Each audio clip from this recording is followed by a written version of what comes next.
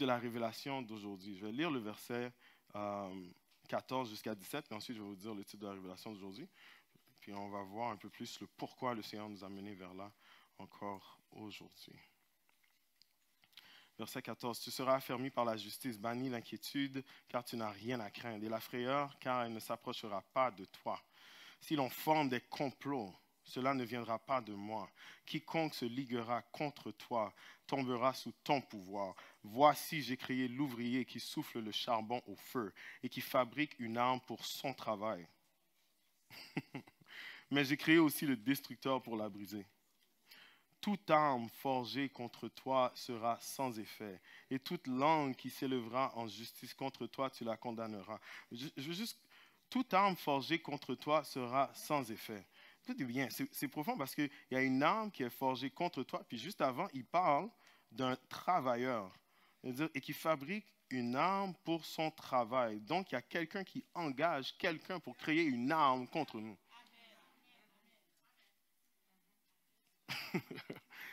C'est quelque chose qui est organisé. Et toute langue qui s'élèvera en justice contre toi, tu la condamneras. Tel est l'héritage des serviteurs de l'Éternel. Tel est le salut qui leur viendra de moi, dit l'Éternel. Répétez après moi, je suis délivré. Dites-le encore une fois avec puissance, je suis délivré.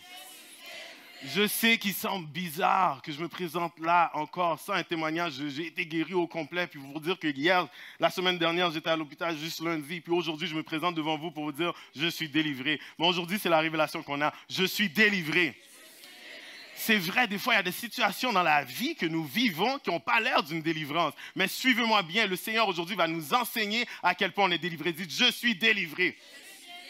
Je sais que la situation courante dans notre église n'est pas normale. Yeah. Ce n'est pas quelque chose que nous devons célébrer, les yeux fermés, les bras croisés, et dire, OK. Quand il y a un vent comme ça qui passe, puis les personnes tombent.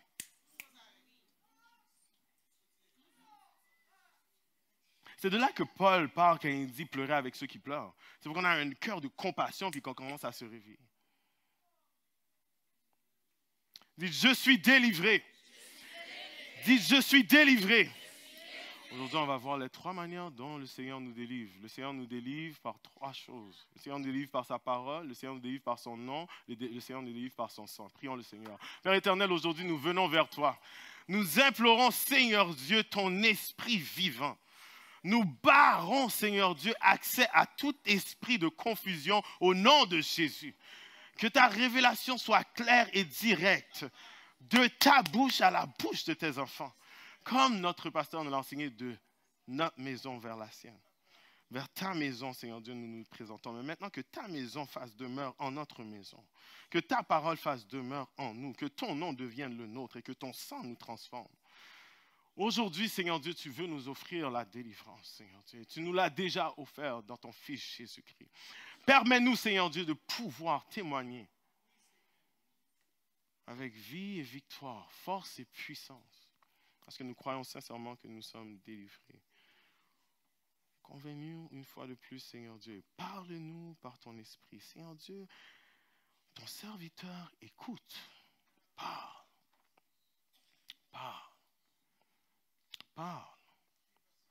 Parle. Parle. Parle. Afin que nous soyons transformés.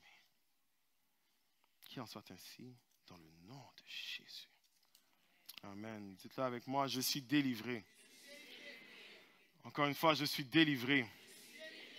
Proverbe 13, verset 15 nous dit qu'une raison saine a pour fruit la grâce. Mais la voie des perfides est rude. Une raison saine a pour fruit la grâce, mais la voie des perfides est rude. C'est important pour nous de comprendre et de regarder, de vraiment observer et d'étudier les révélations que Dieu nous donne, afin de comprendre les différents concepts.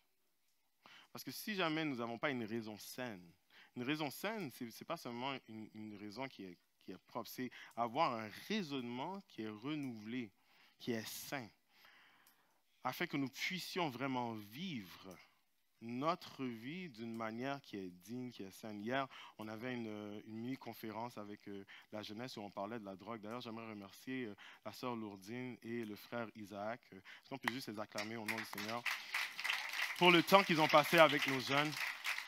Sincèrement, nous vous remercions du fond du cœur. Puis là-dedans, on observait, on parlait avec les jeunes sur la drogue parce que quelquefois, chers jeunes, chère Église, parce que notre raisonnement n'est pas sain, on fait des choses qui nous mènent plus vers la mort que vers la vie. Okay. Maintenant, la parole ici nous dit une raison saine a pour fruit la grâce. Ce qu'ils essaient de nous dire, c'est que si jamais tu n'es pas au courant de quelque chose, et si jamais ton raisonnement n'est pas bien, tu vas rater des opportunités, tu vas rater la grâce. La grâce, c'est un don qu'on ne mérite pas, mais qui nous est donné, une puissance qui vient d'en haut, où Dieu opère à travers les humains, quelque chose que les humains ne peuvent pas faire, que seulement Dieu peut faire.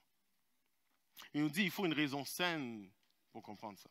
Il y a des bénédictions que si jamais on n'est pas au courant, il y a des raisonnements que si jamais on n'a pas, on ne peut pas accéder à une certaine grâce de la part de Dieu. Est-ce que vous êtes avec moi? C'est très simple à comprendre. C'est un peu comme si jamais je vous dis, il y a un rabais chez Maxi sur le brocoli. Je sais que je prends l'exemple le plus banal, mais si jamais vous n'êtes pas au courant qu'il y a un rabais sur le brocoli, vous ne pouvez pas jouir de la grâce du rabais sur le brocoli. Non, vous allez me dire, mais Pasteur Bobby, tu peux te rendre au Maxi et puis voir qu'il y a un rabais. OK, mais il a fallu qu'il y ait un décret quelque part pour dire à partir de maintenant, on va faire jouir de cette grâce-là aux personnes. Il y a un raisonnement qui a été fait, il y a un plan qui a été fait. Il y a un plan qui a été fait pour notre délivrance aussi. Cette délivrance-là nous est donnée par la grâce. Mais si jamais notre raison n'est pas saine, on ne va pas pouvoir se comporter d'une manière qui va nous faire accéder à toute la délivrance. Aujourd'hui, c'est exactement pour ça que nous allons observer ce sujet et cette révélation. Afin de comprendre comment la parole de Dieu, comment le nom de Jésus et comment le sang qui a été versé sur la croix nous délivre. Dites, je suis délivré. Répétez après moi, je suis délivré par sa parole. Je suis délivré par sa parole. Dans le texte d'Ésaïe, continuellement, on voit que c'est l'Éternel qui parle. C'est l'Éternel qui parle. Dit l'Éternel. Dit l'Éternel. C'est une conversation que Ésaïe a avec le peuple d'Israël, avec chaque individu du peuple d'Israël, au nom de l'Éternel. C'est important de comprendre dans le texte, quand nous lisons le texte, puis on parle de la parole de Dieu, que tout ce que nous voyons a été créé par la parole. C'est important de le comprendre déjà. Parce que notre délivrance vient de ce principe-là. Tout ce qui a été créé, tout ce qui est, a été créé par la parole de Dieu. Ésaïe le sait. Fait que quand l'Éternel est en train de parler à Israël, l'Éternel est en train de manifester des réalités qui sont là, mais qu'Israël n'a sûrement pas encore vues. C'est pour ça que j'ai pris le temps de lire les premiers versets, parce que vous allez voir que les premiers versets ne sont pas nécessairement des versets qui auraient du sens. Réjouis-toi, stérile, toi qui n'enfantes plus. C'est comme un oxymoron. Parce que pour eux, les enfants, c'est une bénédiction. Pourquoi tout d'un coup, tu me dirais de me réjouir? Est-ce que vous comprenez? La parole de l'Éternel est là pour nous révéler, écoutez bien, pour nous révéler des situations qui sont des fois cachées par nos conditions. Il lui dit de se réjouir pendant qu'il est dans une condition qui n'est pas nécessairement favorable. Une autre chose que je trouve dans le texte qui est un peu bizarre, c'est le verset 16. Voici, j'ai créé l'ouvrier qui souffle le charbon au feu et qui fabrique une arme par son travail. Puis quand je vois ce passage-là, la première question qu'on doit se poser, c'est pourquoi? Si jamais vous lisez le texte, on l'a lu un peu plus tôt ensemble. Verset 17, il dit « Toute arme qui est forgée contre toi sera sans effet ». Ça veut dire qu'il y a une arme qui a été forgée exactement pour toi, contre chacun d'entre nous.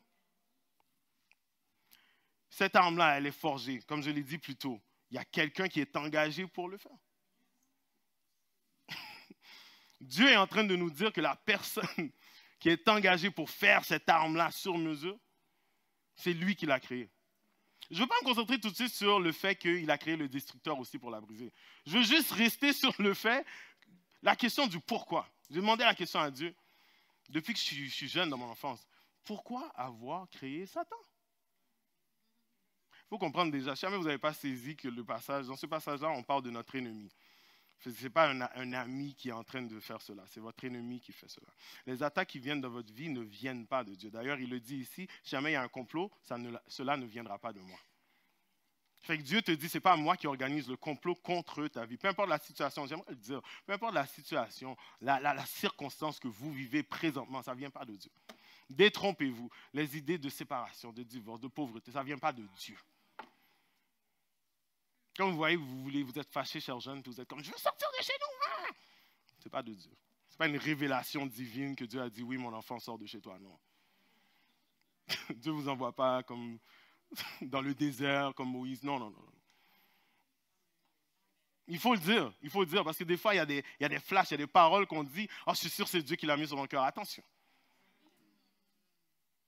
On appelle des personnes, on dit, j'ai ça sur mon cœur. Tu as ça sur le cœur, ça ne vient pas de Dieu.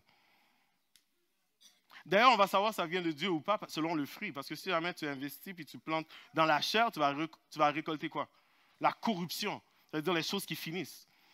Quand tu plantes dans l'esprit, tu récoltes quoi? La vie éternelle. Donc quand vous voyez, vous dites des choses, ça tourne plus mal, puis la conversation devient encore pire. Vous êtes dans un argument avec quelqu'un, vous êtes dans une discussion, une conversation avec la personne, puis ça va de pire en pire. Fermez votre bouche. Parce que vous ne parlez pas la parole de Dieu. Parce que quand la parole de Dieu agit, elle arrive, elle crée quelque chose qui donne la vie éternelle.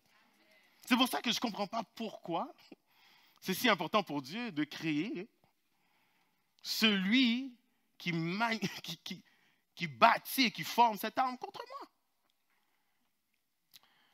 Dieu m'a répondu seulement avec une seule phrase. J'étais en prière, il m'a dit, le potentiel du bien en vaut l'existence. J'aimerais vous dire c'est un proverbe, ça c'est la phrase que Dieu m'a donnée. Il m'a dit, le potentiel du bien en vaut l'existence. Il m'a simplement dit, écoute, parce que quelque chose a le potentiel d'être bien, ça vaut la peine que ma parole le crée.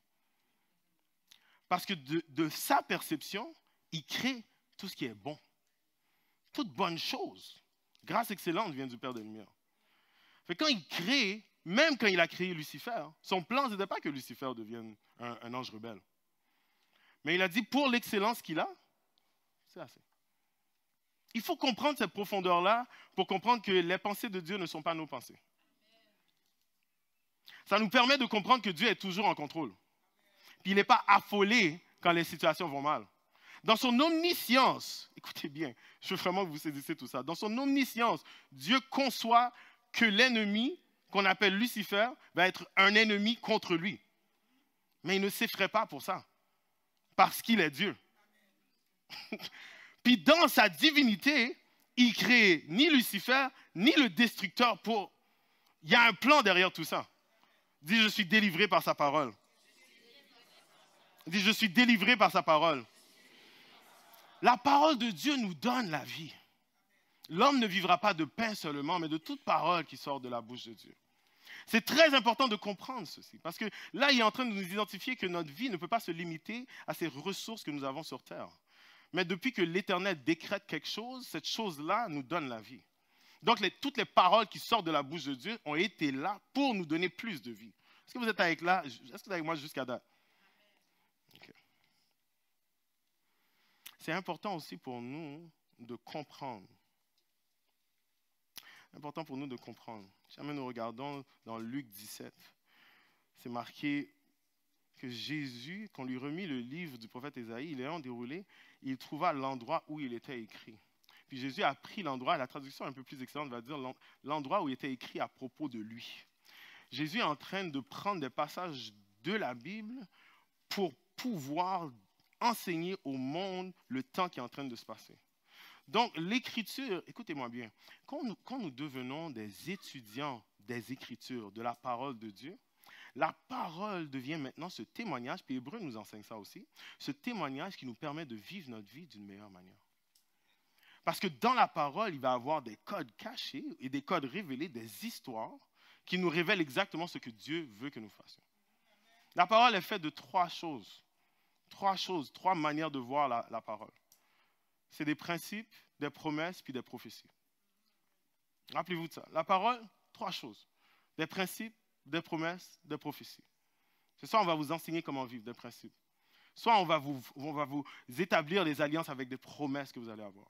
Soit c'est des prophéties qui se sont réalisées ou des prophéties qui vont se réaliser. Mais c'est de ça que la parole est ainsi faite. Donc, dans ces principes-là, dans ces promesses-là, dans ces prophéties-là, c'est là que nous allons puiser notre vie. Okay. Mais il y a aussi le genre de parole qu'on a avec Dieu qui est un peu plus spécifique. La parole de Dieu, non seulement elle est écriture, non seulement elle est faite chair dans la personne de Jésus, mais il y a aussi des moments où Dieu veut te donner une parole pour maintenant. Il y a une parole, un mot. Ce n'est pas seulement le logos de Dieu, c'est vraiment le réma. Il y a un mot que Dieu veut nous donner pour maintenant. Et quand Dieu, c'est très important pour nous d'aller passer du temps. Plutôt, je suis tellement content, Obed, que je suis vraiment béni que tu as utilisé ce terme-là. Quand Obed parlait d'adoration, il parlait d'intimité avec Dieu. C'est très important pour nous de comprendre que notre délivrance ne va pas venir si jamais nous n'avons pas cette intimité avec Dieu. Parce que dans cette intimité avec Dieu, Dieu nous parle encore. Philadelphie, Dieu n'a pas arrêté de parler. Dieu communique encore. Et Dieu communique principalement, personnellement, avec chacun d'entre nous. La raison pourquoi Dieu communique, suivez-moi, particulièrement avec chacun d'entre nous, c'est que bien que même la parole qui est dans le chapitre maintenant que Isaïe nous donne est annoncée à tout Israël, nous avons tous une vie personnelle avec Dieu, puis une expérience personnelle qu'on va vivre avec Dieu. Tout arme qui est forgé contre toi. Parce qu'il y a une arme qui a été forgée, frère Isaac, contre toi. Cette arme-là qui est forgée, désolé, hein, c'est la Bible qui dit, cette arme-là qui est forgée contre toi n'est pas la même qui est forgée contre moi. Fait qu'il faut commencer à comprendre que dans cette bataille-là, nous ne vivons pas la même guerre. Ou peut-être dans cette guerre, nous ne vivons pas la même bataille. Bien qu'on ait un ennemi au commun, il ne se manifeste pas de la même manière chez nous tous. Il y a une famille qui va passer tel trouble, il y a une autre famille qui va passer tel trouble. Ça va avoir l'air injuste, mais faites-moi confiance, toutes les attaques sont sur mesure. C'est pour ça que c'est très important. C'est pour ça que c'est très important pour chacun d'entre nous de développer cette relation personnelle avec Dieu. Parce que l'évangile du dimanche matin va nous aider en tant qu'Église. Mais il y a une parole sur mesure que le Saint-Esprit doit nous communiquer à chacun d'entre nous. Ça va vous aider un dimanche matin de sortir d'ici avec un esprit vivifié. Mais lundi, vous avez besoin de votre parole avec votre Seigneur. Parce qu'il nous donne le pain quotidien à chaque jour. Si nous ne vivons pas du pain qu'il nous donne à chaque jour, nous devons vivre de cette parole qu'il veut nous donner à chaque jour. Chaque jour suffit sa peine, c'est Jésus qui l'a dit. Donc, il va falloir une parole pour chaque journée. Touche la personne à côté de toi, dit, je suis délivré par sa parole. Touche là encore, touche l'autre personne, dit, je suis délivré par sa parole. Dis-le encore une fois, je suis délivré par sa parole. Il faut qu'on devienne un peu plus dépendant de la parole de Dieu.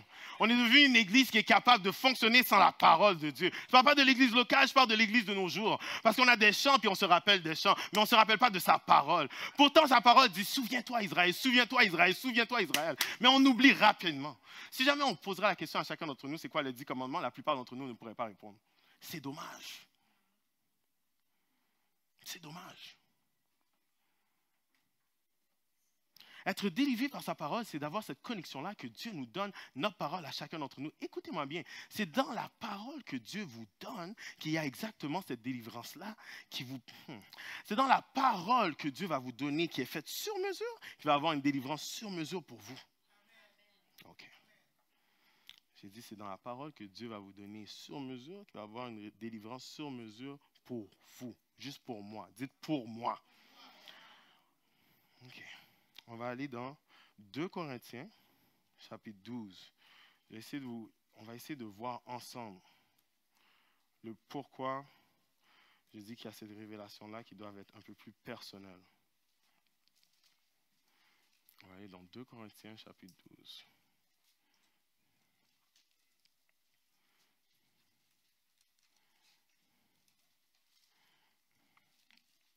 Paul est en train de parler de se glorifier. On est encore dans la délivrance, ok? Mais je veux juste vous exposer à quel point les attaques sont faites sur mesure. Verset 1.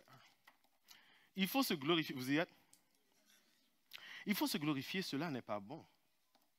J'en viendrai néanmoins à des visions et à des révélations du Seigneur. Je connais un homme en Christ qui fut, il y a 14 ans, ravi jusqu'au 3e ciel. Si ce fut dans son corps, je ne sais. Si ce fut hors de son corps, je ne sais. Dieu le sait. Et je sais que cet homme, s'il fut dans son corps ou sans son corps, je ne sais, Dieu le sait, fut enlevé dans le paradis. Suivez la conversation. Et qu'il entendit des paroles ineffables qui n'est pas permis à un homme d'exprimer. Parfait. Verset 5. Je me glorifierai d'un tel homme, mais de moi-même, je ne me glorifierai pas, sinon de mes infirmités. Si je voulais me glorifier, je ne serais pas un insensé, car je dirais la vérité. Écoutez bien la manière dont il va parler de lui-même. C'est beau à voir. pour dire un peu, c'est beau à voir. Car je dirais la vérité. C'est-à-dire, si jamais je dois me glorifier puis penser à quel point Dieu m'a fait grâce, je ne serais pas fou de dire ça. Il dit, mais je m'en abstiens, afin que personne n'ait à mon sujet une opinion supérieure à ce qu'il voit en moi ou ce qu'il entend de moi. Ça veut dire, je veux seulement que tout se va selon mon témoignage. C'est tout. Il dit, et pour que je ne sois pas enflé d'orgueil, à cause de l'excellence de ces révélations, il m'a été mis une écharpe dans la chair, un ange de Satan pour me souffléter et m'empêcher de m'enorgueillir. 3 fois, j'ai prié le Seigneur de l'éloigner de moi. Et il m'a dit, ma grâce te suffit, car ma puissance s'accomplit dans la faiblesse. Écoutez bien, dans le verset 9, c'est une révélation spécifique à la situation de Paul. Spécifique. Il est allé voir Dieu, il lui a demandé pourquoi cela m'arrive, il a reçu une révélation. Il dit ensuite, je me glorifierai donc bien plus volontiers dans mes faiblesses, afin que la puissance de Christ repose sur moi. Je vais me concentrer sur la profondeur, à quel point Paul nous explique ce qui est en train de se passer. Paul nous dit, la manière dont je comprends les révélations de Dieu est très profonde. Si jamais je voulais m'en vanter, je pourrais. Les jeunes diraient, si jamais je voudrais flex, je pourrais flex. Parce que la manière dont je pense de Dieu, ce n'est pas la manière dont tout le monde pense de Dieu. Il faut comprendre que Paul est celui que quand nous lisons, je vous l'ai déjà dit, quand nous lisons ces courriels, ces lettres, ces textes, nous bâtissons une doctrine. Ce n'est pas quelqu'un qui écrit un livre, c'est quelqu'un qui s'assoit, il réfléchit avant d'avoir passé du temps avec Dieu. Quand il l'écrit, nous, on est changés. Écoutez bien. Quand Paul réfléchit, l'Église change. Quand Paul réfléchit, l'Église est transformée. Le royaume de l'ennemi a commencé à voir qu'il y a une tendance. Sœur Patricia. Il a dit, il semble qu'à chaque fois que Paul s'assoit avec un livre, une plume, une feuille, il y a des problèmes pour mon armée. Il semble que quand Paul prend le temps d'étudier, de regarder les Écritures et qu'il se met à enseigner, j'ai des problèmes en tant que maître, diable, peu importe. Parce que Paul commence à donner des problèmes à l'armée. Écoutez, c'est seulement pendant qu'il écrit. Il n'a pas encore touché les malades. Il n'a pas encore ressuscité des morts. Il n'a rien fait il a seulement écrit. Et puis il a dit, maintenant il nous dit, non, vous ne comprenez pas. C'est à cause de l'excellence de mes révélations. C'est que le royaume de l'enfer commence à être intimidé à la pensée de Paul. Quand Paul pense, le royaume de l'enfer commence à trembler. Écoutez bien la puissance d'un seul homme. On ne parle pas de Jésus, là. Quand Paul est en train de réfléchir, l'ennemi a dit, on va devoir organiser un plan sur mesure. Le plan qu'on va organiser sur mesure, c'est qu'on va essayer de descendre Paul dans sa chair. On ne nous a pas donné exactement c'est quoi les chars qu'il y a dans sa chair. Tout ce qu'on sait, qu'il y a quelque chose dans sa chair que Paul, celui qui est capable de guérir les malades avec ses serviettes, là, ses mouchoirs, il guérit des malades. Il y a quelque chose qui n'arrive pas à sortir de lui. Écoutez la délivrance. La délivrance vient exactement dans la parole de l'Éternel. La délivrance vient exactement dans la parole de l'Éternel. Parce que si jamais la parole de l'Éternel ne leur avait jamais été donnée, Paul n'aurait pas pu comprendre la profondeur. Il dit, mais afin que je n'ai pas d'orgueil. Vous comprenez ce qu'il a dit? Paul est en train de nous dire, on va aller ensemble au verset, est-ce que vous êtes sûr, vous êtes avec moi? On va aller au verset 7, je veux que vous écoutez, on va lire ensemble pour que tout le monde se réveille, tout le monde soit là encore. Vos billes n'est pas malade, je suis correct, je vais bien, je ne vais pas tomber. Vous me regardez comme, oh, tombe pas, fais pas trop, t'inquiète pas, c'est pas l'énergie. Écoutez, les affaires qui se passent là où je vais à l'hôpital, ce n'est pas à cause que je dépense trop d'énergie, c'est des attaques. C'est des attaques. Ça n'a rien à voir avec est-ce qu'il travaille trop, est-ce qu'il n'a pas mangé. Non, non, non, c'est des attaques. C'est des attaques. Fait que vous n'avez pas besoin de vous inquiéter. Priez Dieu, Dieu est en contrôle, c'est tout. Ne pensez pas que je vais venir ici et après je vais tomber. Non, à Dieu ne plaise. À Dieu ne plaise. Inquiétez-vous pas. Inquiétez-vous pas. Le même homme que Dieu a soutenu, il est bon et fidèle pour terminer le travail qui a commencé. On n'a pas besoin de s'inquiéter pour ça. Est-ce que vous comprenez? Fait, il faut que vous soyez avec moi comme si vous n'avez jamais entendu que j'étais malade. Vous n'avez pas besoin, oh, est-ce qu'il va bien? Est-ce que Frère Obed donne-lui de l'eau? Non, non, non, je vais être correct. J'ai besoin d'eau, je vais aller prendre mon eau. Amen? Ok, d'accord. Verset 7. Et pour ne... Non, il faut le dire. Et pour que je ne sois pas enflé d'orgueil. Écoutez bien, verset 7. Et pour que je ne sois pas enflé d'orgueil. Dites-le avec moi. Et pour que je ne sois pas enflé d'orgueil. Paul est en train de trouver non seulement une cause à cette attaque, mais un but à cette attaque. Parce que tout d'un coup, l'excellence de sa raison est en train de lui faire expérimenter une autre grâce. Parce qu'il est en train de comprendre que si cette attaque-là vient, puis Dieu ne veut pas qu'elle parte, il faut qu'il y ait quelque chose de bon. C'est le même homme qui nous a dit « Toutes choses concourent au bien de celui qui aime Dieu ». Fait que dans son esprit, il a déjà compris que si jamais il y a une attaque qui vient, puis elle est bien placée, puis elle est en train de me faire du mal, il faut que j'aille m'asseoir pour comprendre parce qu'il semble qu'elle essaie de contrôler mon orgueil. Frères et sœurs, quand vous avez une révélation du Seigneur, même les attaques peuvent sembler des bénédictions. Je vais le dire encore une fois, frères et sœurs, quand vous avez une vraie relation avec le Seigneur, vous allez recevoir des révélations du Seigneur qui vont vous faire savoir que même les attaques peuvent être des bénédictions. Je vais le dire encore une fois, frères et sœurs, quand vous allez passer du temps avec le Seigneur, vous allez pouvoir réaliser par des révélations que même les attaques deviennent des bénédictions. Parce que dans un démon qui est supposé lui faire la guerre, il est capable de trouver un agent qui est utilisé pour abaisser son orgueil. J'aimerais vous faire comprendre que c'est pour ça qu'il ne faut pas prier pour le monde par pitié. Non. Priez par l'esprit. C'est par l'esprit qu'on prie. Tu ne pries pas parce que la personne a pitié. Non. Si la personne te fait pitié, c'est pitié que tu as, c'est tout. C'est la compassion de Dieu qui te fait prier pour le monde. Ne va pas sauter et aider quelqu'un pendant que tu ne sais pas c'est quoi la situation. Parce que des fois, Dieu fait un travail.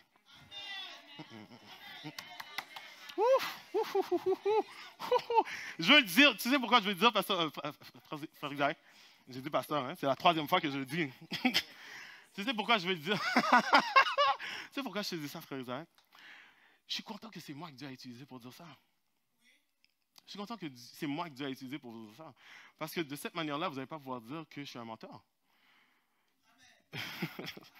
Il y a des attaques que j'ai déjà souffert dans ma vie. Les personnes sont autour de moi et disent « Oh, on veut aider ». Puis je dis comme je ne sais pas. Suivez-moi. Je suis sincère, je dis la vérité.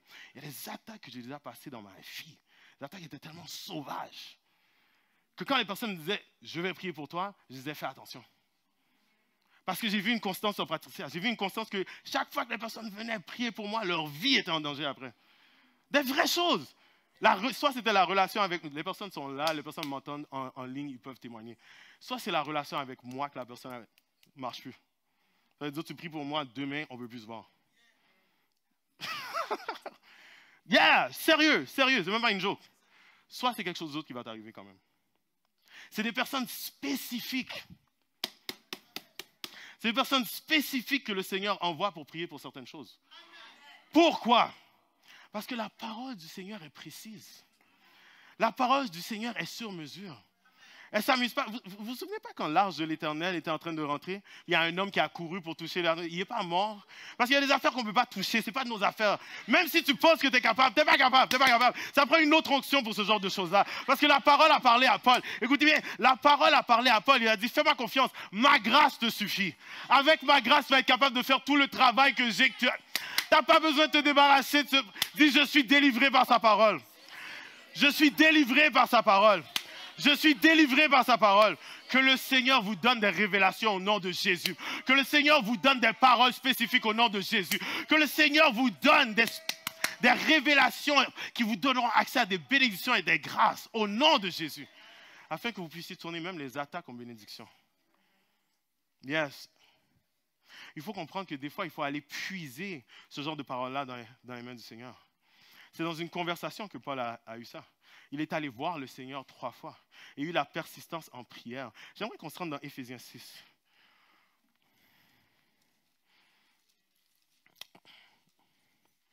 Vous êtes là jusqu'à date?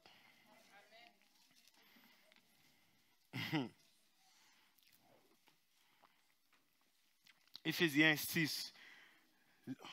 L'Église peut lire, commençant du verset 10. Quand vous l'avez, au reste, fortifiez-vous.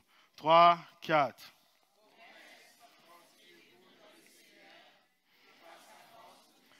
Continuez.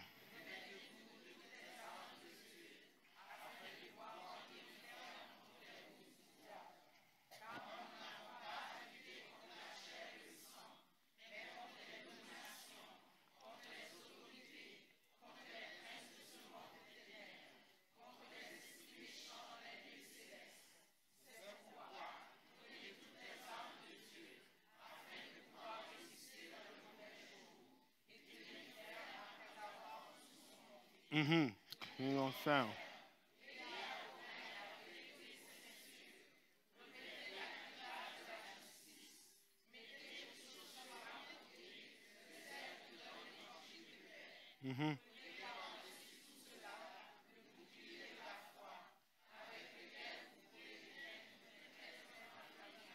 Ok.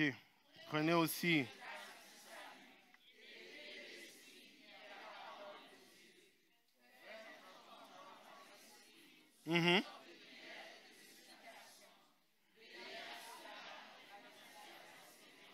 Et priez pour tous les saints. Arrêtez là. Arrêtez là. Amen. J'aimerais vous faire savoir que quand il parle des armes, il finit le passage avec « Faites en tout temps par l'Esprit toutes sortes de prières et de supplications ». J'aimerais vous faire comprendre une chose. Cette armure que nous avons, c'est une armure que nous avons tous, mais chacun d'entre nous a son propre casque et sa propre ceinture. Ces affaires-là sont faites sur mesure. Est-ce que vous comprenez ce que c'est de ça? Vous vous souvenez quand David a essayé de prendre l'armure de Saül, ça n'a pas marché? Parce qu'il y a une manière dont chacun d'entre nous doit se battre. C'est pour ça que Paul va dire, après avoir parlé de ça, quand il parle des armes. Parce que là, quand on parle de toute arme qui a été forgée contre toi, c'est une bataille. Il faut qu'on soit dans l'option de bataille. Quand on parle de délivrance, il y a une bataille qui doit être engagée. On n'est pas délivré juste pour le fun. Il y a une bataille qui est engagée. Amen. Il y a une guerre qui est engagée. Amen. Il y a une guerre qui est engagée. Amen. Fait que quand nous prenons ces armes, Paul nous dit après, vous allez devoir faire toutes sortes de prières. Toutes sortes de prières. Parce qu'il y a une manière d'utiliser ces armes-là. Ces armes-là, des fois, ils sont défensives, des fois, ils sont offensives. Mais des fois, je pense que nous, en tant que chrétiens, nous restons là, nous avons des belles armures, mais nous ne savons pas prier. Fait qu'on a toutes les armures, mais on ne sait pas se battre. Or, écoutez bien ce que je vais vous dire. Je ne vais pas rester longtemps sur cette révélation-là, parce que je veux bouger vers l'autre, mais je veux bien que vous saisissiez ce que je vais dire. Si c'est dans la parole de Dieu que les choses se manifestent, et que quand Dieu déclare des choses, il est capable de déclarer des nouvelles instances de vie dans votre vie. Vous suivez jusqu'à date? Parce que quand il dit quelque chose à Paul, il lui donne cette bénédiction-là, cette révélation-là qui lui permet de voir même les attaques comme des bénédictions. Il faut comprendre que c'est dans vos instants de prière que cela se fait. Fait que dans vos prières, pendant que vous êtes en train de prier, Dieu est en train de parler aussi et vous répondre. Vous ne vous souvenez pas de l'histoire de Daniel? Frères et sœurs, si jamais vous saviez la puissance que vous avez, si jamais nous comprendrions vraiment la puissance que nous avons, la puissance que nous avons, je pense qu'on prierait différemment. Je pense qu'on vivrait différemment. Dis, je suis délivré par sa parole. Je ne suis pas seulement délivré par sa parole, mais je suis aussi délivré par son nom. Dites-le, je suis délivré par son nom. Je suis délivré par son nom. J'aimerais qu'on chante ensemble, il y a puissance dans le nom de Jésus. Ce n'est pas pour vos émotions, c'est vraiment pour qu'on puisse commencer à déclarer des choses. On va se lever rapidement, on va chanter juste un verset. Il y a puissance dans le nom de Jésus. Je vais vous montrer quelque chose.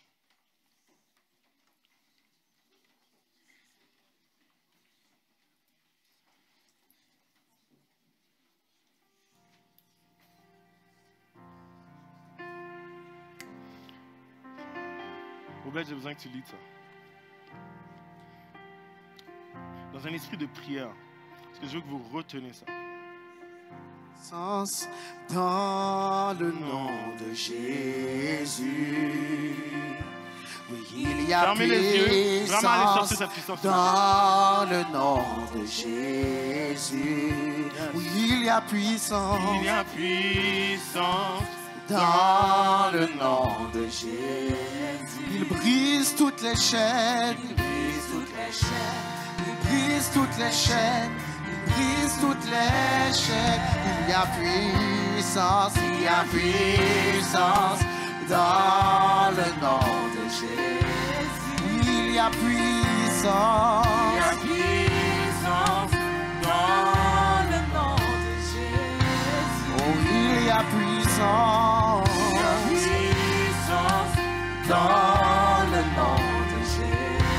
Il brise toutes les chaînes. Il brise toutes les chaînes. Il brise toutes les chaînes. Il brise toutes les chaînes. Déclarez-le ce matin. Toutes les chaînes. Il brise toutes les chaînes. Il brise toutes les chaînes. Il brise toutes les chaînes. Il brise toutes les chaînes. Il brise toutes les chaînes. Il brise toutes les chaînes. Il brise toutes les chaînes. Il brise toutes les chaînes. Il brise toutes les chaînes. Il brise toutes les chaînes. Il brise toutes les chaînes. Il y a puissance. Il y a puissance dans le nom de Jésus. Oui, il y a puissance. Il y a puissance dans le nom de Jésus. Oui, il y a puissance. Il y a puissance dans le nom de Jésus. Il brise toutes les chaînes. Il brise toutes les chaînes. Il brise toutes les chaînes. Il brise toutes les chaînes. Il brise toutes les chaînes. Il brise toutes les chaînes. Il brise toutes les chaînes. Asseyez-vous, asseyez-vous, asseyez-vous. Je sais qu'il y en a certains d'entre vous, les musiciens, vous pouvez rester là. Je sais qu'il y en a certains d'entre vous qui disent, ah, est-ce que c'est nécessaire de chanter et de déclarer ces choses? Vous devez comprendre que quand nous mangeons de la parole, il faut apprendre à en faire un festin. La Bible nous dit, ne soyez pas ivres d'alcool, mais soyez ivres de l'esprit. Et dit, encouragez-vous avec des psaumes, des hymnes spirituels. C'est ça qu'on est en train de faire, Philadelphie. Quand vous venez le dimanche matin, vous êtes en train de participer à cette célébration-là. Puis on doit prendre le temps d'utiliser toutes les armes qui sont avec nous. Toutes les armes qui sont avec nous. La musique, c'est une arme. La musique, c'est une arme. Quand on dit toute arme forgée contre toi sera sans effet, c'est à cause qu'il y a la délivrance. Il y a la délivrance dans sa parole, mais je suis aussi délivré par son nom. Dites, je suis délivré par son nom. Je suis délivré par son nom. Je pense que des fois, on ne saisit pas la profondeur de la puissance du nom de Jésus. Les musiciens, vous pouvez rester là. Dans verset 15, il est écrit, « Si l'on forme des complots, cela ne viendra pas de moi. Quiconque se liguera contre toi tombera sous ton pouvoir. » Pas sur le pouvoir d'un autre, pas sur mon pouvoir. Il a dit sur ton pouvoir. Dis mon pouvoir. Dis mon pouvoir. Quand la délivrance vient au nom de Jésus, c'est parce que nous avons changé. Ce n'est pas seulement une question que Dieu vient nous changer d'une situation, non. Dieu nous rend plus que vainqueurs. Ok. Allez dans Jean 1, versets 12 et 13. Vous allez voir qu'il est écrit, mais à tous ceux qui l'ont reçu, à ceux qui croient en quoi? On va le relire encore. Mais à tous ceux qui l'ont reçu, à ceux qui croient en quoi? On va le dire encore une fois, à tous ceux qui l'ont reçu, à ceux qui croient en quoi? Elle a donné quoi? Elle a donné quoi? Elle a donné quoi? De devenir enfant de Dieu. Frères et sœurs, il y a la puissance dans le nom de Jésus. Il y a de la puissance dans le nom de Jésus. Malheureusement, vous savez quoi? On associe le nom de Jésus à J, E accent aigu, S, U, S. Pour certains d'entre nous, c'est ça le nom de Jésus. Jésus. C'est 2 syllabes. Mais la profondeur du nom, j'entends plus les musiciens, hein? La profondeur du nom, merci. La profondeur du nom n'est pas dans les syllabes. Écoutez ce qui est écrit à propos du nom. Je vais vous montrer un secret qui arrive. On va aller dans Jude. Je vais vous donner un secret ce matin. C'est correct? On va aller dans Jude. Je vais aller Jude. C'est un seul chapitre, vous ne pouvez pas vous perdre. Peut-être vous pouvez perdre le livre Jude, mais vous ne pouvez pas vous perdre. Si vous avez perdu, on a besoin de plus de moniteurs à l'école du dimanche, donc inscrivez-vous pour être moniteur. Verset 3, je vais vous donner juste un secret sur la profondeur du nom de Jésus. Qu'est-ce qui se passe quand le nom de Jésus arrive? Okay?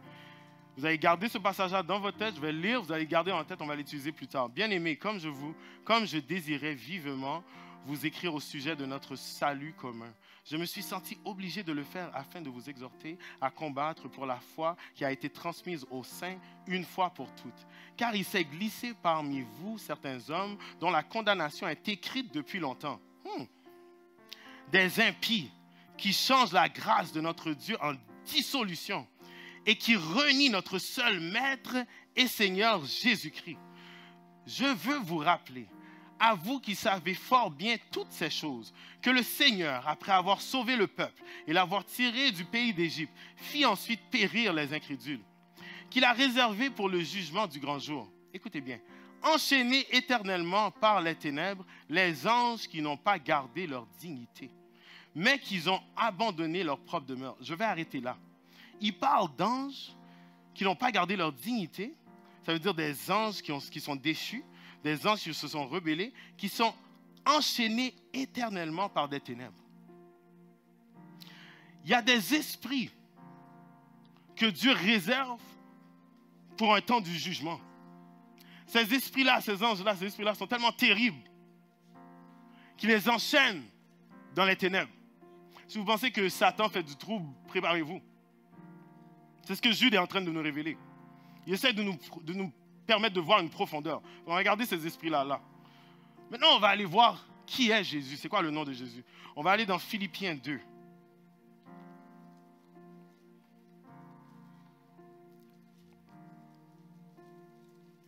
Philippiens 2.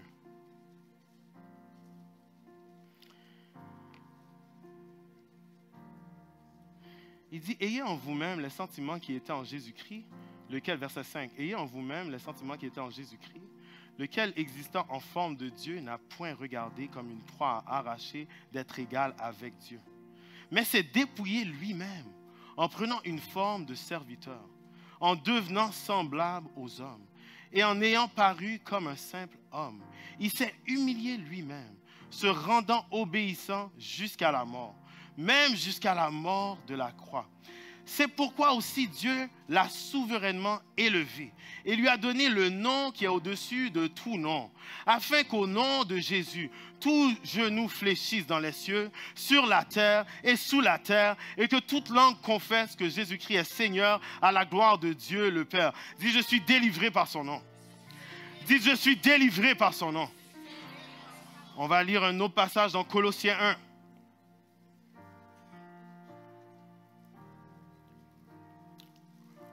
Je vais lire pour vous du verset 12 au verset 20. Rendez grâce au Père qui vous a rendu capable d'avoir part à l'héritage des saints dans la lumière, qui nous a délivrés de la puissance des ténèbres et nous a transportés dans le royaume du Fils de son amour, en qui nous avons la rédemption, la rémission des péchés. Il est l'image du Dieu invisible, le premier-né de toute la création, car en lui a été créé toutes les choses qui sont dans les cieux et sur la terre, les visibles, les invisibles, trône, dignité, domination, autorité. Tout a été créé par lui et pour lui. Il est avant toute chose et toute chose subsiste en lui. Il est la tête du corps de l'Église. Il est le commencement, le premier-né d'entre les morts, afin d'être en tout le premier. Car Dieu a voulu que toute plénitude habitât en lui. Il a voulu par lui réconcilier tout avec lui-même, tant ce qui est sur la terre que ce qui est dans les cieux, en faisant la paix par lui, par le sang de sa croix. On va passer bientôt au sang, mais je veux juste rester sur le nom. Dis, je suis délivré par son nom. Je vais vous enseigner quelque chose rapidement quand il s'agit du nom. Vous savez, pour ceux qui sont venus au Canada et qui sont encore résidents permanents, quand vous allez vouloir devenir citoyen, ils vont vous demander de prêter allégeance au roi. C'est dans le texte. Dans le texte, tout le monde fait ça. Tu prêtes allégeance, ceux qui l'ont déjà fait, c'est tu prêtes allégeance à la reine Élisabeth II, etc., etc. Sa seigneurie, sa royauté. Pour ceux qui vont le faire, ça va être au roi. Écoutez bien. Une fois que vous prêtez allégeance au roi, tout d'un coup, vous jouissez de toutes ces richesses qu'on appelle d'être citoyen du Canada. La royauté du roi d'Angleterre va non seulement au Canada, elle va en Angleterre, elle va en Australie aussi. Ils appellent ça le Commonwealth, la richesse commune. Vous êtes jugé aussi par ça. Ça veut dire que selon les lois du pays, écoutez bien, c'est très important de comprendre ça. Selon les lois du pays, si jamais il y a certains crimes que vous faites quand on est résident permanent, ils vous renvoient du pays. Ils ne vous renvoient pas du pays parce qu'ils sont des hommes méchants, mais c'est vrai qu'ils sont un peu méchants, mais en tout cas. Ils ne vous renvoient pas, non c'est vrai, il y a de la méchanceté quelque part quand même. Mais il ne faut pas se tromper. Mais ils vous renvoient du pays parce que vous n'êtes pas sous la juridiction du pays. Parce que le procureur de la couronne peut pas vraiment faire ce qu'il doit faire parce que vous n'avez pas à répondre à cette loi-là. Parce que vous n'avez jamais prêté allégeance au roi, ni à la reine, ni à la couronne. Le nom de Jésus nous permet d'accéder au royaume de Dieu.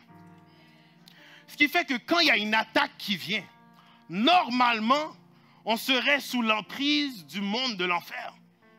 Normalement, on serait des humains qui devraient mourir. Mais on sort une carte et un nom et on dit « je fais partie d'une autre juridiction ». Normalement, tu es supposé me juger, Satan, diable, selon mes choses. Parce que la Bible a marqué. La Bible, c'est écrit dans la Bible, dans Proverbes. Je vais le lire pour vous. Il dit, comme l'oiseau s'échappe, comme l'hirondelle s'envole, ainsi la malédiction sans cause n'a point d'effet. Donc, il y a des malédictions qui viennent sur nous. S'il y a une cause, elle colle. S'il y a une cause, elle colle. Ça veut dire, tu as péché, tu dois mourir, tu meurs. La maladie s'en prend de toi, puis tu ne peux pas te défaire de ces liens-là. Tu vas mourir pour de vrai. Mais gloire soit rendue à Dieu. Gloire au nom de Jésus. C'est pour ça que quand vous finissez vos combats avec la parole, vous dites au nom de Jésus. Vous dites au nom de Jésus. Est-ce qu'on peut chanter une fois de plus? Il y a puissance dans le nom de Jésus, juste pour qu'on puisse te toucher. Encore une fois. Vous pouvez rester assis. Vous pouvez rester assis, mais chantez-le ensemble. Parce qu'il y a une puissance dans ce nom. Oui, il y a une puissance dans son nom, c'est ça. Il y a puissance. C'est ça, c'est ça. Dans le nom de Jésus, il y a puissance. Maintenant, je veux que vous pensiez vraiment à ces choses-là. Allez chercher les problèmes qui sont dans votre vie. Regardez les problèmes et dis-leur, il y a une puissance dans le nom de Jésus qui brise les chaînes. Dans le nom de Jésus, il brise toutes les chaînes. Qui brise toutes les chaînes. Qui brise toutes les chaînes. Qui brise toutes les chaînes. Qui brise toutes les chaînes. Il brise toutes les chaînes. Merci musicien, merci musicien. Merci musicien. Pendant le temps qu'on chantait ça, je voulais absolument qu'il y ait ce chant-là derrière pour vous exprimer la profondeur du nom. Nous ne sommes pas seulement délivrés par sa parole ni par son nom. Finalement, nous sommes délivrés par son sang. Répétez après moi, dis, je suis délivré par son sang. Je suis délivré par son sang. Et toute langue qui s'élèvera en justice contre toi, tu la condamneras. Tel est l'héritage des serviteurs de l'Éternel. Tel est le salut qui leur viendra de moi, dit l'Éternel. Pour comprendre la profondeur de ça, je ne vais pas aller loin, mais il va falloir qu'on comprenne une fois pour tous qu'il y a une histoire aussi de sang qui permet à certains esprits d'opérer encore. J'ai déjà prêché sur les autels. J'ai déjà enseigné sur les autels. Je veux revisiter le passage juste pour qu'on puisse comprendre à quel point Dieu ne négocie pas sa gloire. Dieu ne négocie pas sa gloire quand il s'agit des choses qui ont une connexion avec ses enfants. Plus tôt, nous avons lu dans Jude, il a écrit qu'il a fait certaines choses quand il a sorti son peuple d'Égypte. Il dit aussi qu'il a pris certains esprits, il les a enfermés dans les ténèbres. Vous devez comprendre que les ténèbres dans lesquelles ils sont enfermés, les chaînes, parce que pensez-y, c'est quel genre de chaîne qui retient un esprit? Quel genre de chaîne? C'est fait de quoi? Ils disent qu'ils sont faits de ténèbres. C'est parce que le royaume des esprits fonctionne beaucoup avec la lumière. Ces esprits-là ne sont pas libres jusqu'à ce que le jugement vienne. Le jugement est opéré seulement par Jésus. Une fois que le jugement vient, la lumière de Jésus en tant que lumière, je sais que je vais vraiment profondément, puis je vais vite, mais vous allez pouvoir comprendre. Une fois que la lumière vient, le jugement est fait, ces esprits-là sont supposés être libérés pour exécuter le jugement de Dieu. Puis là, les filles, vous n'avez pas conscience, on n'a pas conscience des esprits et des autels qui jouent contre nous. On n'a pas conscience de la rébellion qui se cache chez ces esprits-là. Dieu les enferme dans les ténèbres parce que les esprits sont désobéissants, ils sont rebelles. Ils ne vont pas obéir à la parole de Dieu. C'est seulement les ténèbres même qui doivent les retenir. Il dit, je suis délivré par son sang. C'est ces mêmes ténèbres-là qui faisaient la guerre à notre âme. Quand Dieu nous a offert la délivrance,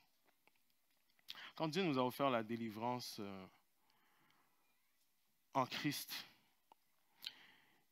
il nous a permis de toucher à une profondeur quand il s'agit de son sang.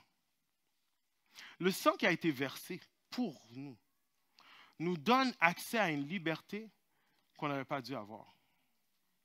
Je ne vais pas me rendre loin, je ne vais pas toucher à plein de choses. Je veux juste vous parler de la substitution qu'il a faite. Allons dans Ésaïe 37, versets 14 à 16.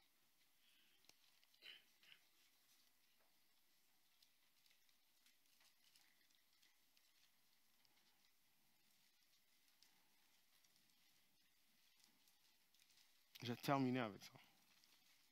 Avec le sang. Pas avec ce verset-là, mais avec le sang.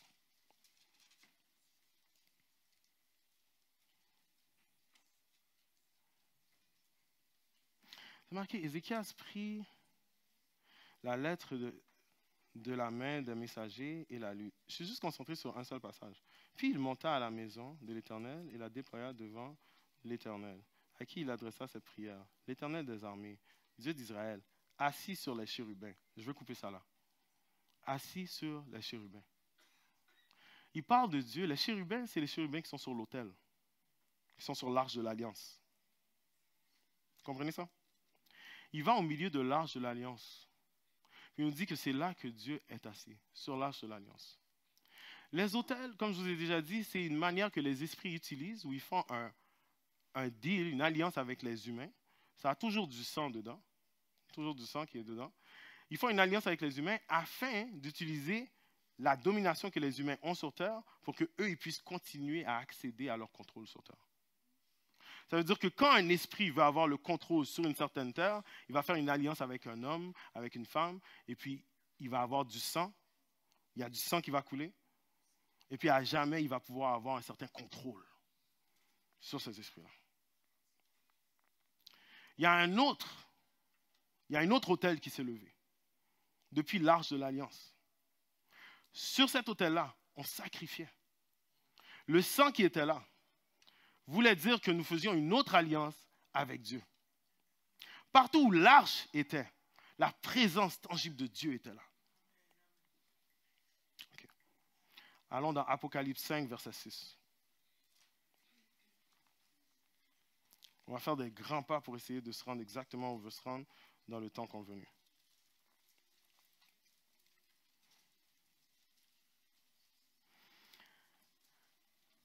Jean voit la vision du trône. Je veux juste me concentrer sur ce verset-là.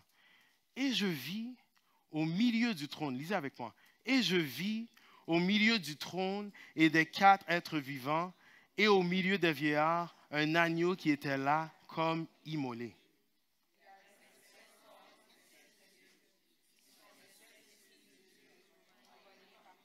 On va arrêter ça là.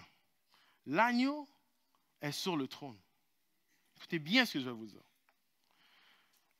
C'est dans ces passages-là, dans cette compréhension-là en Apocalypse qu'on commence à comprendre que l'arche est une autel, que le trône est aussi une autel. Vous comprenez? L'arche est une autel, le trône est aussi une autel. Et par le sang de l'agneau, il y a une alliance qui dure à jamais, qui permet à la royauté de Jésus, maintenant qu'il est élevé comme roi, d'avoir un contrôle sur tout ce qui fait une alliance avec lui. Le but principal de cette alliance qu'on a dans son sang, c'est de nous délivrer des ennemis qui ont d'autres autels contre nous. Pourquoi je vous dis ça ce matin? Je vous dis ça ce matin parce qu'il va y avoir dans nos vies des choses qui arrivent encore et encore. Il va y avoir des choses qui vont avoir l'air. Les esprits vont s'arranger pour mettre des situations. Vous allez commencer à reconnaître que ce n'est pas juste une coïncidence. Que ça arrive encore et encore. On fait tout le temps une chicane autour de cette date-là. L'enfant tombe malade autour de cette date-là. L'enfant tombe malade autour de cette date-là. Il y a un manque d'argent autour de cette date-là. Tout d'un coup, je suis dépressif autour de cette date-là. On va vous dire, oh, c'est à cause des saisons. Oh, c'est à cause de... Non, non, non, non, faites attention. Il y a des hôtels qui sont là exprès. Exprès. La seule manière de défaire, écoutez bien, de défaire cette maille, cette force que ces esprits-là ont, c'est d'enseigner aux esprits, écoutez bien, ça a l'air fou, hein, d'enseigner aux esprits qu'on n'est pas soumis à leur autorité encore. La seule manière, je ne vais pas prendre beaucoup de temps, je sais que je dois conclure, mais je dois vous expliquer ça. La seule manière, c'est d'expliquer à ces esprits-là qu'ils n'ont aucune puissance. La seule manière de le faire, c'est de vivre une vie, parce que les esprits comprennent que la vie est dans le sang, c'est la Bible qui le dit. Ils savent que ton sang vient de la source de toute ton énergie, ça c'est ton cœur. Ils savent que depuis qu'un humain dégage de l'énergie pour faire quelque chose, il y a une vérité puis une croyance que l'humain a. Une fois que l'esprit voit que tu as peur, il voit qu'il a du pouvoir. Il voit qu'il a une puissance. Il voit qu'il a un impact. Il va te faire peur pour te faire bouger de droite à gauche. Il va te faire peur pour te faire aller d'une direction à l'autre. Vous allez continuer à faire des sortes de simagrées. Il va passer à des traditions que vous gardez simplement pour vous garder dans une situation. Parce qu'il n'y a pas la vraie puissance. Dis, je suis délivré par son sang. Quand Moïse est arrivé devant Pharaon, écoutez bien, quand Moïse est arrivé devant Pharaon, il y avait des esprits qui étaient là, qui dirigeaient l'Égypte. Quand vous voyez que l'eau a été changée en sang, c'est parce que le Nil, c'est un dieu pour eux. Quand vous voyez qu'il y a les grenouilles qui infestent, c'est parce qu'il y a un autre dieu qui s'appelle Eket. C'est la déesse qui est souvent représentée avec une tête de grenouille. Est-ce que vous commencez à comprendre? Quand vous voyez qu'il y a des poux, il y a de la poussière, c'est parce que c'est un défi à Geb, le dieu de la terre. Puis dans le dieu de la terre, il est en train de faire émerger de la poussière, des puces. Ça veut dire que le dieu de la terre n'a pas vraiment le contrôle. Maintenant, les Égyptiens commencent à être ébranlés parce qu'il a touché au Nil. Il touche à toutes les déesses, tous les dieux qu'on connaît. Il n'a pas fini, non?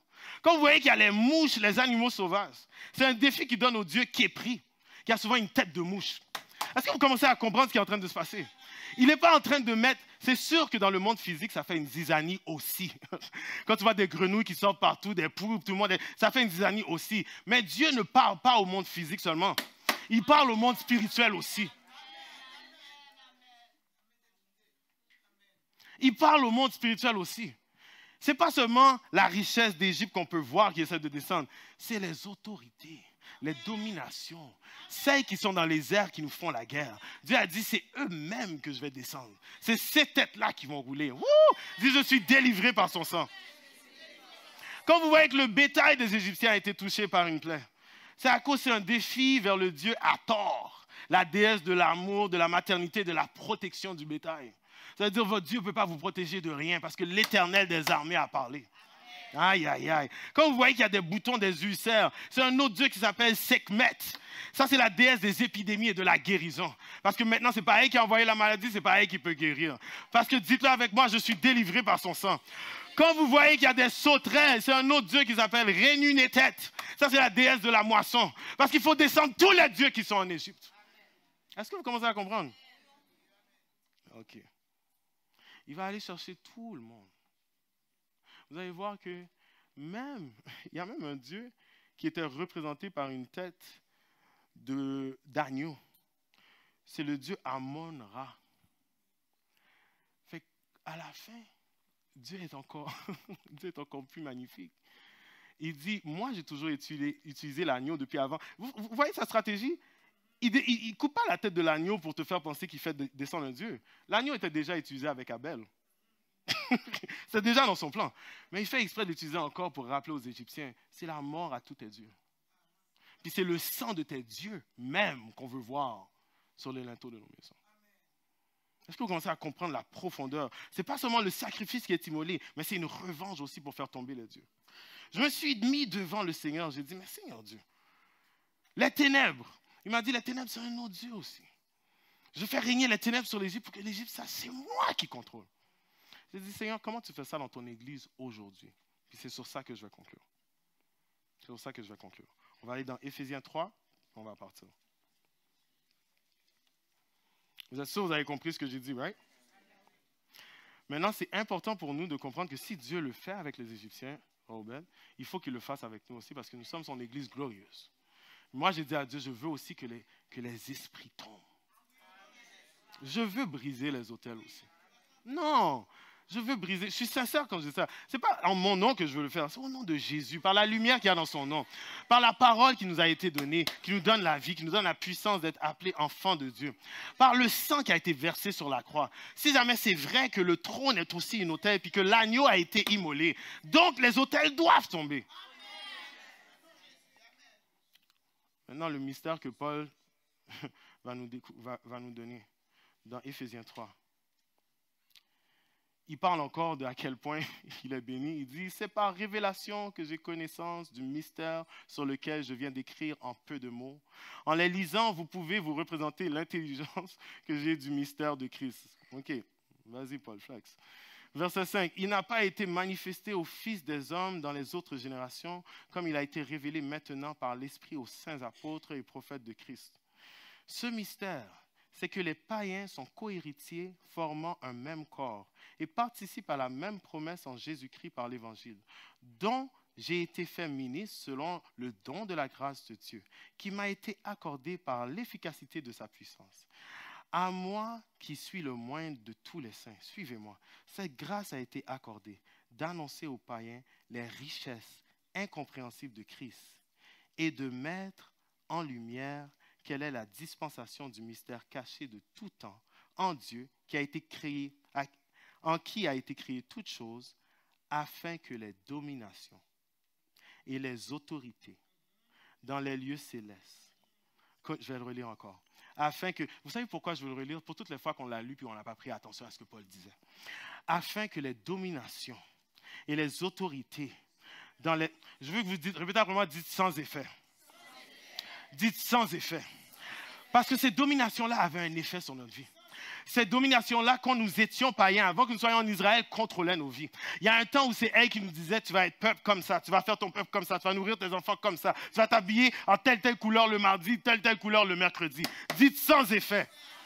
Il dit les dominations, les autorités dans les lieux célestes. Parce qu'il nous disait de tuer les enfants. Il nous disait de sacrifier les tantes, les nièces. Il nous disait d'aller donner de l'offrande, des offrandes en bas péristyle, des affaires. Donc, sans effet. Sans effet.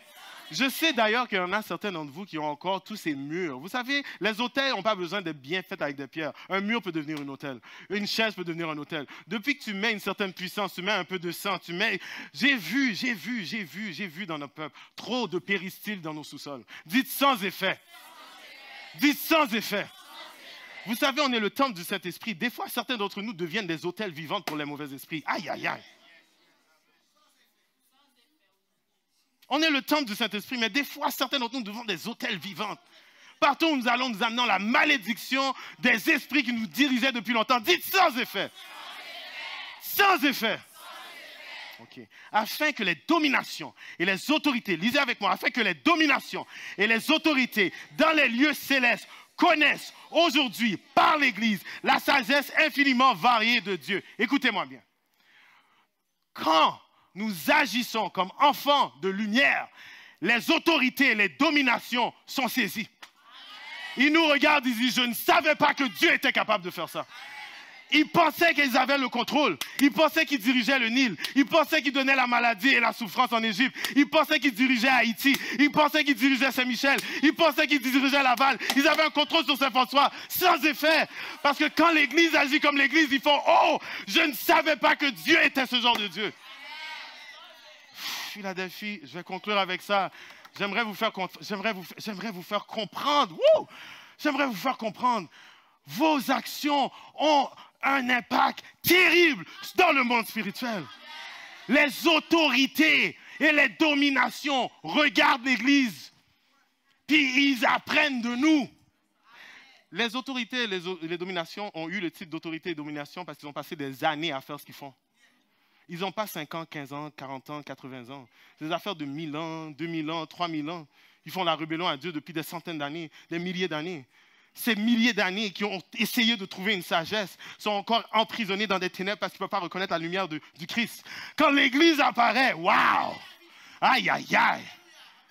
Quand l'Église apparaît. Maintenant, je veux vous dire, c'est quoi cet esprit de pauvreté qui vous fait la guerre? Dites sans effet. C'est quoi cet esprit de divorce qui vient entrer dans votre famille? Dites sans effet. C'est quoi cette amertume et cette honte que vous avez? Non, il n'y a plus de condamnation pour ceux qui sont en Christ. Dites sans effet. C'est quoi cette médisance qui peut survivre parmi nous? Non, il ne peut sans effet. C'est quoi cette rébellion qu'on trouve chez nos jeunes? Ça ne peut pas arriver. Dites sans effet. Comment ça se fait qu'il y a encore de la violence conjugale? Ça ne peut pas arriver. Dites, peu importe les choses qui viennent nous faire la guerre, dites, toute arme forgée contre toi. Toute arme forgée contre toi. Maintenant, tous à tête, dit, toute arme forgée contre moi. Toute arme forgée contre moi.